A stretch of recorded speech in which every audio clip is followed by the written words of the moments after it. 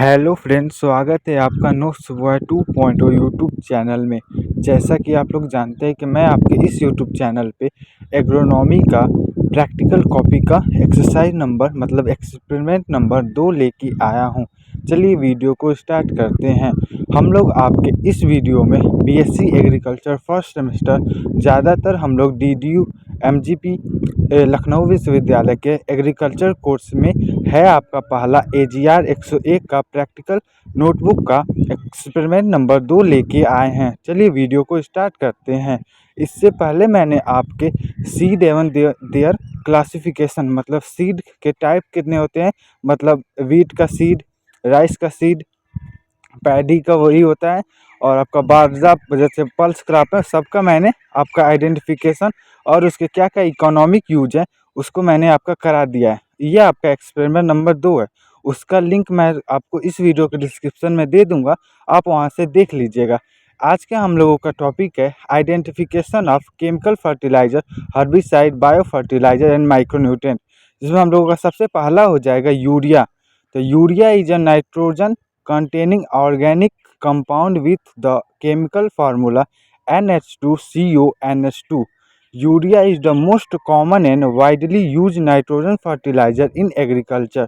Its high nutrient content as 46%, and urea is a key nutrient for plant growth, leaf development and overall crop productivity. इसका मतलब urea एक nitrogenous fertiliser है जिसका सूत्र NH2CONH2 होता है और उसमें नाइट्रोजन का परसेंटेज 46% होता है।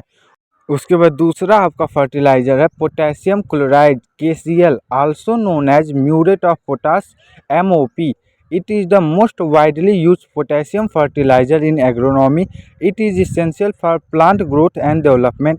It is the chemical fertilizer about 50% potassium contact in it, मतलब KCl को हम लोग म्यूरेट ऑफ पोटाश MOP भी कहते हैं, मतलब पोटेशियम क्लोराइड को, KCl को।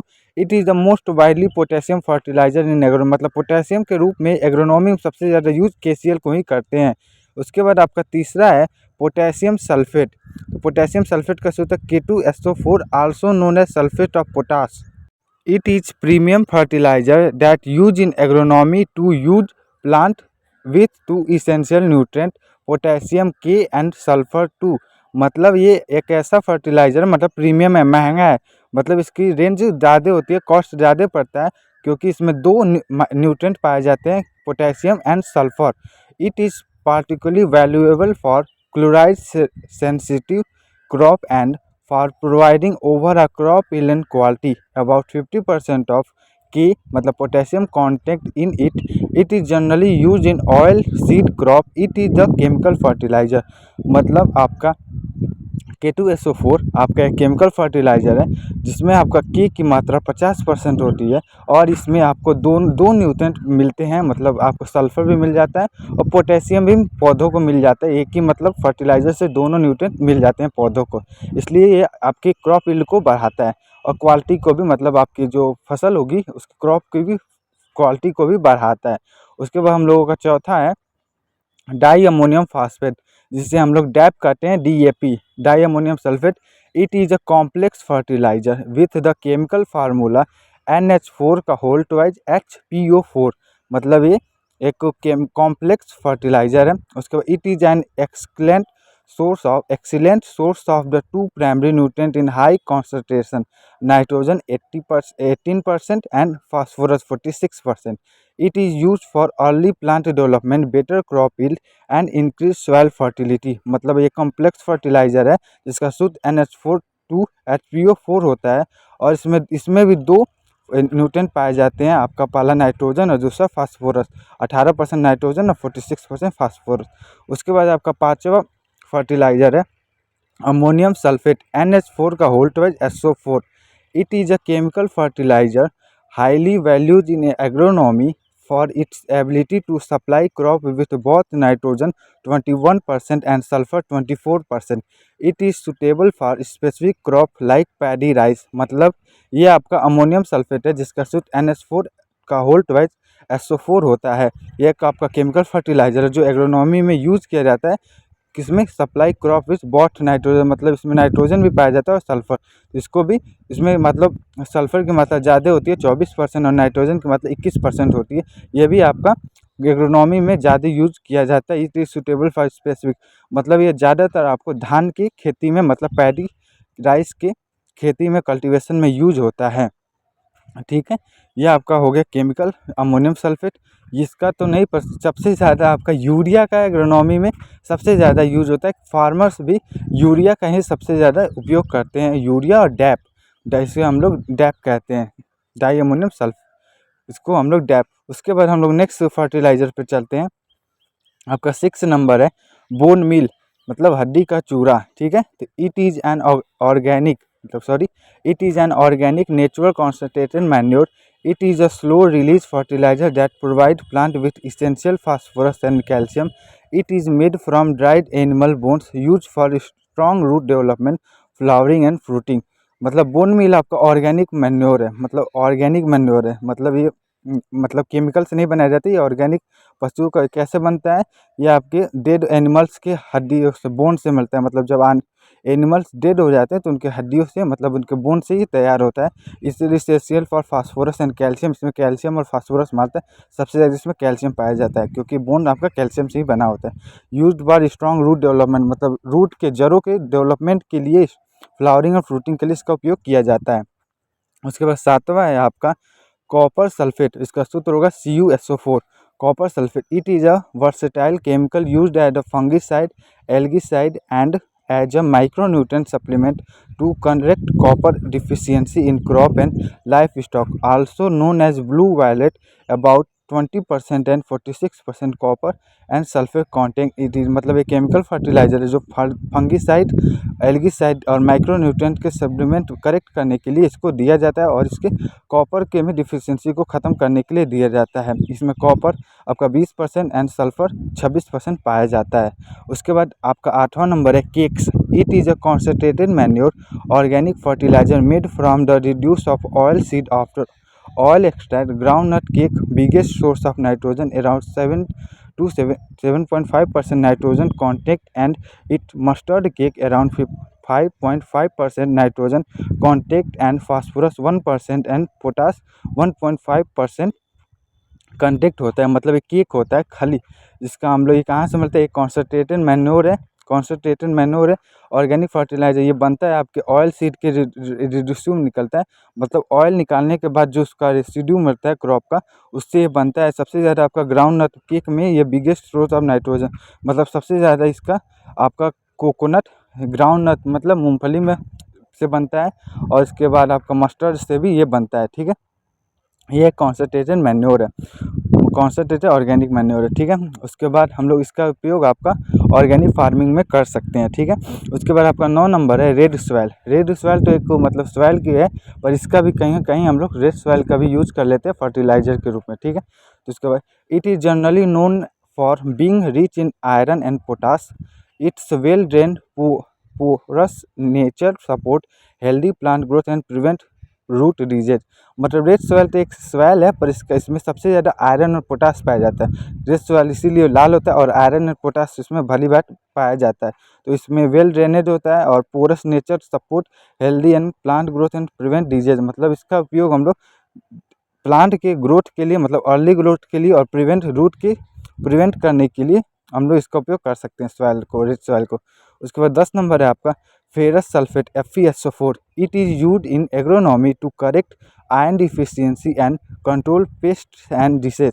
Iron is a crucial micronutrient for plant health.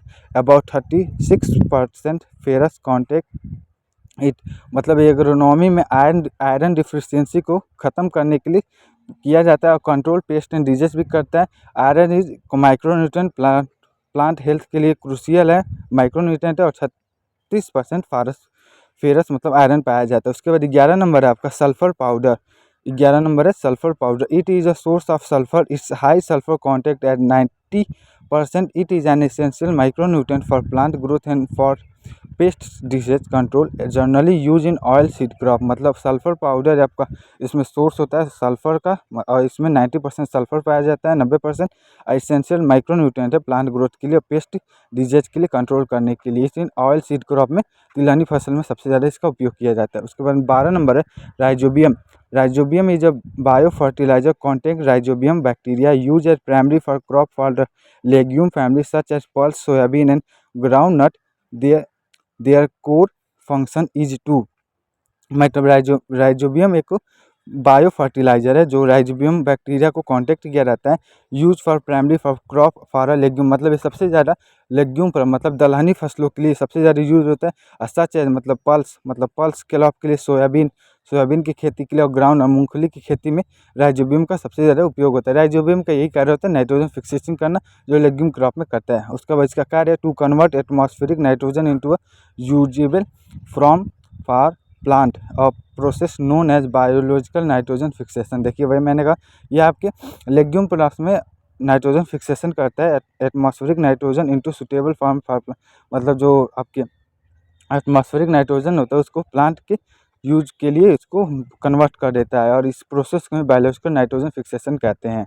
उसके बाद आपका 13 नंबर फर्टिलाइजर है it is a azotobacter. It is a bio fertiliser which contains free living azotobacters bacteria to fix the atmospheric nitrogen into a usable form for plant use as primary for non-leguminous crops such as cereals and millet crops, cash crop, vegetables, fruit and plantation crops। मतलब azotobacter भी एक bio fertiliser है जो free living azotobacter को contact किया रहता है, bacteria को फिक्स करता है to atmospheric nitrogen into the usable form of plant. मतलब प्लांट के यूज के लिए जो आपके एटमॉस्फेयर में नाइट्रोजन होता है उसको कन्वर्ट करता है प्लांट के डेवलपमेंट के लिए। और इसका क्या नाम है, use as a primary for non legume, मतलब जो दलहनी फसल नहीं है उसमें यूज होता है, जैसे सीरियल क्रॉप्स में, मिलेट्स में, और कैश क्रॉप में, नकदी फसल में, आपका फ्रूट में, वेजिटेबल्स में, प्लांटेशन क्रॉप में ये यूज होता है। ठीक है, एजोटोबैक्टर आपका इसमें वेजिटेबल में, फ्रूट्स में यूज होता है। उसके बाद 14 नंबर है neem powder it is a bio fertilizer use in agronomy as an organic dual purposes fertilizer and pesticide. It is a source of micronutrient for plant. It improve soil health, provide nutrients and naturally control pest. मतलब neem powder एक bio fertiliser है जो agronomy में use होता है as organic, मतलब organic के भी रूप में, और क्या पेस्टिसाइड, मतलब पेस्टिसाइड के भी रूप, इसका पेस्टिसाइड के रूप में भी ये यूज होता है, और आपका ऑर्गेनिक में भी यूज होता है। ठीक है, ये आपका सोर्स है माइक्रोन्यूट्रिएंट का पर प्लांट। ये इम्प्रूव सॉइल हेल्थ को बढ़ाता है, प्रोवाइड न्यूट्रिएंट करता है, और नेचुरली कंट्रोल पेस्ट को भी करता है। उसके बाद 15 नंबर है सल्फोफुलान, मतलब sulfuron. It is a herbicide, मतलब एक हर्बिसाइड है use in agronomy as a fertilizer and fungicide, primarily use for controlling grass weeds and phalaris minor and chenopodium album in wheat crop and barley crop. मतलब ये आपके wheat crop में phalaris minor और barley crop में chenopodium album को control करता है। ठीक है, मतलब सल्फीफ्यूरान आपका एक हर्बिसाइड है, मतलब जो आपको क्या नाम वीड्स को ख़त्म करता है, और आपको सबसे पहले फैलेसिस माइनर और चिनोपोडियम एल्बम को ये ख़त्म करने में, मतलब उतना ख़त्म नहीं करता, कंट्रोल करने में ये मदद करता है। उसके बाद आपका 16 नंबर है butachlor is a pre emergence herbicide primary use in agriculture to control annual grasses and content broad leaves weeds. It is a most widely use in paddy cultivation. मतलब ये आपका पैडी कल्टीवेशन में सबसे ज़्यादा use किया जाता है agriculture में। इसको एनुअल ग्रास होते हैं, जो एक वर्षीय घास होती हैं, मतलब घासें होती हैं, उसको कंट्रोल करने के लिए, और कंटेक्ट ब्रॉड लीफ वीड्स, मतलब जो ब्रॉड वीड्स होती हैं, वीड मतलब खरपतवार, उनको कंट्रोल करने के लिए यूज होता है। ठीक है, उसके बाद 17 नंबर है आपका pretilachlor is a pre emergence herbicide primary use in agriculture for weed control in paddy cultivation. मतलब प्रीटिलाक्लोर आपका पैडी कल्टीवेशन में वीड को कंट्रोल करने के लिए यूज होता है सबसे ज़्यादा एग्रीकल्चर में, आपका पैडी कल्टीवेशन में ही इसका यूज किया जाता है हर्बिसाइड को ख़त्म करने के लिए। उसके बाद आपका 18 नंबर है पेंडीमेथाइलिन। Pendimethalin is a pre-emergence herbicide used in cereal, legume, vegetable and fruit for control many annual grasses and contain broadleaf weeds। मतलब पेडीमेंटालिन एक प्री इमरजेंस है, मतलब प्री इमरजेंस हर्बिसाइड है जो आपको सीरियल क्रॉप्स में, लेग्यूम क्रॉप्स में, वेजिटेबल्स में, फ्रूट में कंट्रोल किया जाता है। एनुअल ग्रासेस को कंट्रोल करने के लिए इसका यूज किया जाता है क्योंकि ये हर्बिसाइड है। हाँ, उसके बाद आपका 19 नंबर है कॉन्सोर्टिया। मतलब कॉन्सोर्टिया भी है आपका माइक्रोबियल कंसोर्टियम इज अ मतलब microbial consortium is a mixture of beneficial microorganism such as bacteria and fungi that work together to improve soil health and plant growth। Each is commonly used in seed treatment। मतलब कॉन्सोर्टिया microbial कॉन्सोर्टिया एक mixture है biological micronutrient का such as bacteria and fungi का ये mixture है जो आपका together work दोनों एक ही साथ वर्क करते हैं improve soil health and plant growth. मतलब सॉइल के हेल्थ को बढ़ाने के लिए और आपके क्या ना प्लांट ग्रोथ के लिए। It is commonly in seed treatment. मतलब सीड ट्रीटमेंट में मतलब सीड का हम लोग जब वो डॉर्मेंसी नहीं होती है तो उसको ट्रीटमेंट करते हैं तो उसमें ये यूज होता है। ठीक है, ये हो गए आपके identification of fertiliser, herbicide, pesticide. यदि वीडियो अच्छा लगे तो लाइक करना ना भूलें और हमारे यूट्यूब चैनल में तो हमें सब्सक्राइब जरूर करिए। और आपका एक्सपेरिमेंट नंबर 1 जिसमें हम लोग identification of seeds and their economic use का वीडियो बना दिया। मैंने उसका 2 पार्ट में डिवाइड किया क्योंकि उसमें 40 सीड का आइडेंटिफिकेशन था। तो यदि आपने उस वीडियो को नहीं देखा है तो हमारे इस वीडियो के डिस्क्रिप्शन में जाकर उन दोनों वीडियो का लिंक है, आप वहाँ से देख लीजिएगा। क्योंकि आपका एक्सपेरिमेंट नंबर 1 और 2 बहुत इंपॉर्टेंट है क्योंकि इसमें आपका सीड का क्लासिफिकेशन किया गया और आपको इस वीडियो में आपने देखा कि इसमें कौन कौन से हर्बिसाइड, पेस्टिसाइड और फर्टिलाइजर है और ऑर्गेनिक फर्टिलाइजर कौन कौन से। यदि ठीक है, मिलते हैं नेक्स्ट वीडियो में, तब तक के लिए धन्यवाद। बने रहिए हमारे यूट्यूब।